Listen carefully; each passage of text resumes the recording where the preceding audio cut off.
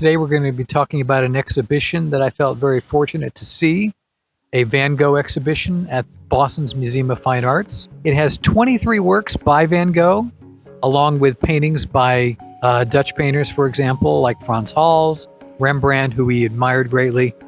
And there are actually 14 portraits of the Roland family that he painted, of them individually. The Roland family portraits would be best known for the portraits of a fellow named Joseph Roland. He was a postman in Arles, where Van Gogh lived for a time. It's probably one of the most iconic portraits of the late 19th century. This show gives you a far richer portrait of Van Gogh than the kind of stereotypical idea people have of him. The artist who sold one painting in his lifetime, always depressed, cut off part of his ear, all of that sort of famous, sort of caricaturish stuff. One of the smart things that the curators do with this exhibition is use that guiding concept of bringing art history to life. The idea that, why did he make the paintings that he did? Why was he inspired to paint these people? And this is an idea that I kind of feel is important to teaching art history as well. So making it accessible, when you go into a classroom, you ask people the first day of an art history class, well, let's not worry about titles of paintings. Let's not worry about dates necessarily right away. Let's think about why did somebody get excited to make this work that we're going to look at?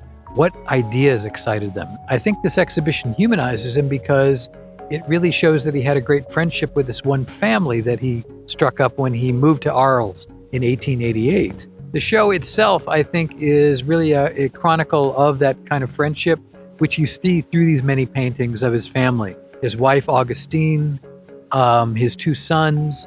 Also, they had an infant baby during this time, Marcel, which you see in several portraits. And of course, Joseph himself in his uniform, his postal uniform, looking rather regal. One of the touching things about the show is that Arles was really tough for Van Gogh. He moved there in 1888. He was starting to try to make friends, but a lot of people thought he was very eccentric, so they kind of shunned him. But the Roland family, starting with Joseph, really befriended him. And so that's how he went from painting just Joseph to then painting the individual members of the family while he was, trying to figure out what else he would paint in Arles, which included landscapes. He really fastened on this idea he wanted to do portraits, and they were the ideal subject. Van Gogh moved to Arles because he really wanted to get away from Paris. He was inspired in Paris. His palette brightened because he saw a lot of the other Impressionists and Post-Impressionist painters, but it was really too frenetic for him in his personality. So he moved to Arles with the idea of setting up a more peaceful place to work. He found after a few months there a house he could move into. He called it the Yellow House, painted yellow on the outside, of course. And he called it the Studio of the South as well. He invited Gauguin to come down there and live with him because he had this vision that he could set up an artist colony.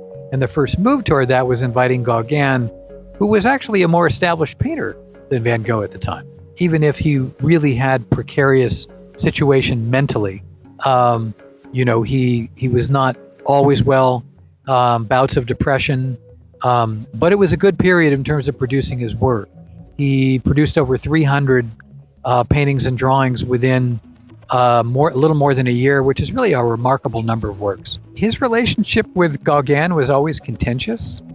Gauguin told him that he didn't always need to paint from the model or paint outside. Van Gogh insisted that he did. So they were always debating about how you should approach painting. Painting from memory, Gauguin felt that you could transform paintings more imaginatively. And Van Gogh didn't feel that was at all valid for his method of painting, which was much more expressive and less symbolic. I think the contentiousness of that friendship contrasted with his friendship with the Rolands. They befriended him kind of unconditionally, and that led to him painting all the members of the family, the two sons, the baby Marcel, his wife, Joseph's wife, Augustine. There is a painting by Gauguin of Augustine Roland. So you can contrast that stylistically with Van Gogh's paintings, which I think shows you that why their relationship was contentious, because they had very different approaches to painting. Gauguin, much more symbolist, symbolic in his art. Working directly from the sitter really was Van Gogh's way of creating portraits which we feel like really connect us with the person in the painting very strongly. Now, this was tied into, of course, his gifts as an artist, but it was also tied into the idea that he had great knowledge of earlier Dutch portraiture, which inspired him. For example, in painting the two sons of the Roulin family, he looked back to a painting by Frans Hals, Fisher Boy, a Dutch old master painting that really inspired him to make the people in the painting seem very immediate and fresh in front of you. Two other painters that really inspired Van Gogh, his connection to earlier Dutch art, are Rembrandt and Carl Fabritius. There's some very good Rembrandt paintings in the show. One painting, self-portrait by Carl Fabritius. Interesting to note that one of his other paintings, Fabritius that is The Goldfinch, which was made famous, most famous probably by Donna Tartt's novel. In trying to set up this artist colony, that never really worked out. Gauguin and Van Gogh really developed a contentious relationship to the point where they had a big blowout. Gauguin said he was leaving, told him that he was not going to stick around any longer. And so Van Gogh had kind of a breakdown. And that's when that famous incident of him cutting off part of his ear happened, because he was so distressed at the failure of their ability to set up this colony. Unfortunately, after Gauguin left Arles, Van Gogh fell into quite a deep depression. He was pretty much immobilized. It turned out that Joseph Roulin was his lifeline, in a sense. He came to see him all the time. He tried to cheer him up. Eventually, he helped him get out of the hospital and back to daily life. And all this time, he was sending updates to Theo to let him know how Vincent was doing. One of the things that the exhibition does so nicely is it has correspondence in the show.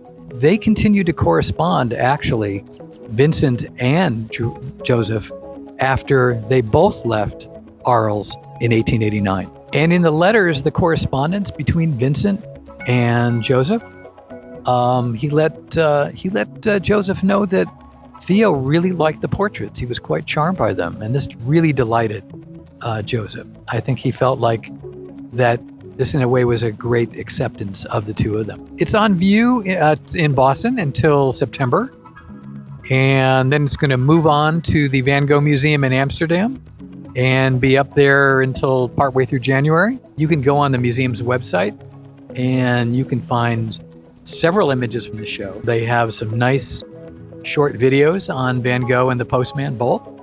And they're also, you can listen to the complete audio tour of the exhibition on your own. And if you want to delve a little further into some of the stories I've been commenting on, you can look at the fully illustrated catalog. Thanks so much for watching. This is Art with Bob Pincus. If you have liked this episode, please subscribe.